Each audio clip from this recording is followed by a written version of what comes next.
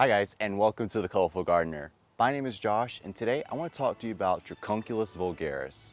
If you're new here, go ahead and consider subscribing for more gardening tips and tutorials.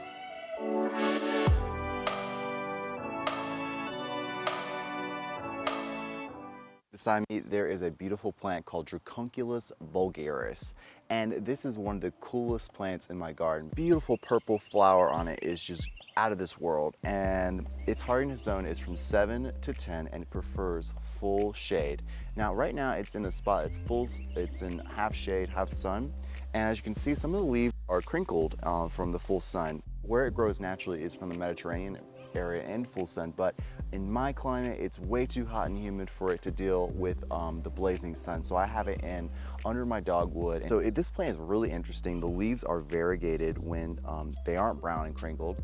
It has this beautiful spathe of a flower, and it comes up to my hip. It's about 3 feet tall. I'm about like 5'9", so it's not too big, but not too small. Definitely a talking piece for your friends and family to check out. And it only blooms for about 6 days. In the cooler weather, maybe a little longer. For me, it's really hot and humid, so it doesn't last as long, but it's definitely a flower to check out in your garden.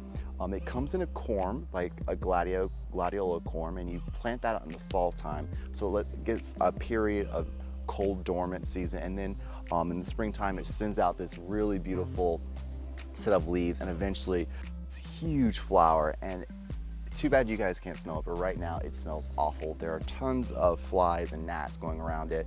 That is its pollinators, so don't swat those away.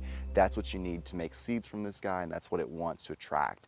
But other than that, this is such a cool, funky plant to grow in your garden for your kids and let them check them out and smell it and see how cool plants can be.